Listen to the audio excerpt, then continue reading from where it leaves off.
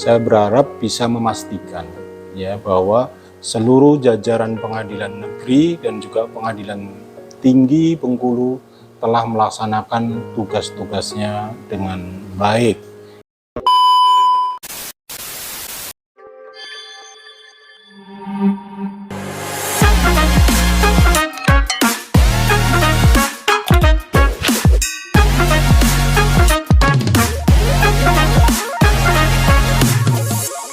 Assalamualaikum warahmatullahi wabarakatuh.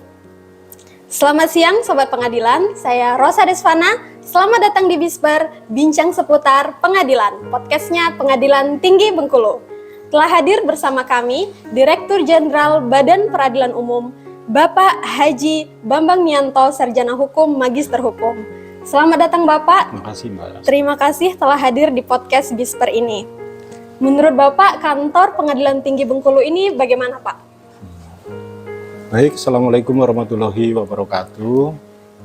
Tadi sekitar jam 2 saya datang ke Pengadilan Tinggi Bengkulu.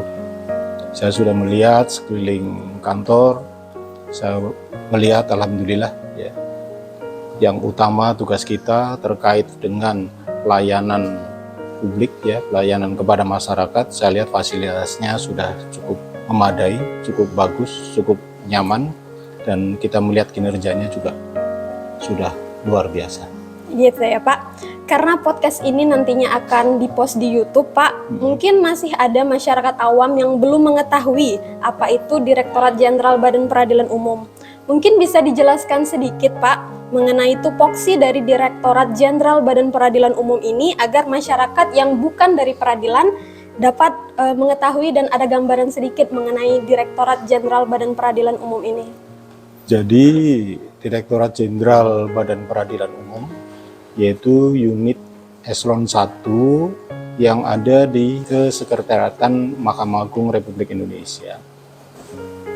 Direktorat Jenderal Badan Peradilan Umum mempunyai tugas pokok dan fungsi ya, selain membantu Mahkamah Agung merumuskan kebijakan-kebijakan, juga tugas pokok lainnya adalah melakukan pembinaan ya terkait dengan tugas teknis peradilan maupun pembinaan administrasi umum peradilan ya. Jadi khusus untuk peradilan umum ya, kalau masyarakat awam melihat bahwa peradilan umum ini adalah pengadilan negeri dan pengadilan tinggi. Baik. Kedatangan Direktorat Jenderal Badan Peradilan Umum ini ke Pengadilan Tinggi adalah untuk melakukan pembinaan dan bimbingan teknis dalam upaya penegakan kinerja peradilan. Ya. Inti dari topik yang akan dibahas saat pembinaan dan bimbingan teknis itu apa saja Pak? Baik, kalau bimbingan teknis ini Direktorat Jenderal Badan Peradilan Umum ya, khususnya saya datang ke Pengadilan Tinggi Bengkulu, saya berharap bisa memastikan ya bahwa seluruh jajaran pengadilan negeri dan juga pengadilan tinggi Bengkulu telah melaksanakan tugas-tugasnya dengan baik. Itu dari sisi teknis. Di sisi lain juga bahwa kita ingin melihat ya, apakah di seluruh wilayah Pengadilan Tinggi Bengkulu ini terkait dengan fasilitas pelayanan publik juga sudah terselenggara dengan baik. Di samping kita juga melihat apakah administrasi umum peradilan juga telah terselenggara dengan baik. Semua berpulang bahwa kita berharap bahwa pengadilan ini bisa memberikan layanan yang maksimal dan terstandar dan terukur untuk seluruh wilayah Indonesia. Oke, baik Pak. Mungkin para sobat pengadilan banyak yang penasaran nih Pak mengenai perjalanan karir Bapak. Bisa diceritakan sedikit Pak? Sama seperti hakim-hakim yang lain ya, bahwa ketika kita melaksanakan tugas pertama dan selanjutnya mesti kita ada di daerah-daerah. Bapak pernah bertugas di Padang Panjang, pernah bertugas di Amuntai, Tenggarong, kemudian juga pernah bertugas di Jawa serta Pekanbaru. Ya, semua itu memang harus dilalui untuk seluruh hakim Indonesia. Tentunya mereka juga harus mempunyai daya juang ya, dan rasa pengabdian dan integritas yang tinggi untuk membantu dan juga melaksanakan tanggung jawab yang dibebankan kepadanya. Dengan tunjukkan juga prestasi-prestasi yang terbaik dimanapun dia ditugaskan. Itu kunci pokoknya. Ketika kita bisa menunjukkan prestasi yang baik, maka karir ke depan pun pasti terjamin. Tapi kalau kita hanya sekedar melaksanakan tugas saja, tentunya hal ini juga tidak bisa menjamin bahwa kita akan melakukan hal yang terbaik. Bapak menjabat sebagai Direktur Jenderal Badilum sudah 3 bulan lebih ya Pak, terhitung dari 18 Mei 2022. Lalu apa target-target perubahan yang sudah Bapak rencanakan untuk kedepannya?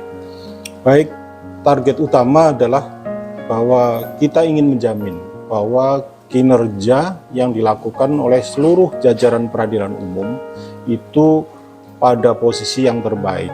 Kita sudah buat aplikasi ACE yang bisa mengukur 25 komponen kinerja dan terurai lagi dalam beberapa komponen kinerja. Dan yang sangat patut dibanggakan bahwa seluruh pengadilan di Indonesia telah mempunyai standar nilai lebih tinggi dari standar yang terendah. Terendah kita tetapkan 800 dan rata-rata seluruh pengadilan di Indonesia nilainya adalah kurang lebih 900. Bahkan ada yang mencapai 970. Itu yang pertama. Yang kedua terkait dengan pola pembinaan hakim. Kita berharap bahwa hakim-hakim di seluruh Indonesia dengan prestasi-prestasi yang luar biasa di daerah terjauh dan juga terpencil akan mendapatkan prioritas yang sama. Ya. Jadi tidak harus bahwa mereka ada di kota, tapi di daerah pun kalau mereka bisa tunjukkan prestasi, justru mereka merupakan unggulan-unggulan bagi pengadilan. Baik, Pak. Pertanyaan terakhir, Pak. Bagaimana upaya dan komitmen Bapak untuk membantu pembangunan zona integritas di Pengadilan Tinggi dan Pengadilan Negeri menuju WBK dan WBBM? Zona integritas itu merupakan hal yang tidak bisa dipungkiri lagi. Sejak tahun 2005, kita telah melakukan reformasi birokrasi secara besar-besaran dengan membuat cetak biru Mahkamah Agung dengan menetapkan visi dan misi Mahkamah Agung.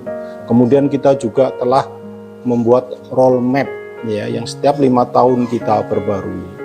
Kemudian kita membuat program akreditasi penjaminan mutu yang ada 7 area di sana ya dan 8 area manajemen perubahan. Di ZI ini ada 6 area perubahan. Seluruh pengadilan di Indonesia telah memperoleh sertifikasi akreditasi. Ini merupakan bekal yang sangat luar biasa untuk bisa mewujudkan wilayah-wilayah yang berpredikat zona integritas. Saya berkomitmen bahwa seluruh pengadilan di Indonesia itu setidak-tidaknya memperoleh predikat WBK ya. Karena salah satu syarat yang kita tetapkan untuk bisa diusulkan adalah telah memperoleh sertifikasi akreditasi excellent. Dan hampir seluruh pengadilan di seluruh Indonesia yang hampir 500 seluruhnya telah memperoleh predikat ini. Terima kasih Bapak atas waktunya. Sama-sama. Semoga sukses selalu dalam berkarir dan sehat selalu. Selamat siang Sobat Pengadilan, sampai jumpa lagi di podcast selanjutnya. Terima kasih. Wassalamualaikum warahmatullahi wabarakatuh. Waalaikumsalam warahmatullahi wabarakatuh.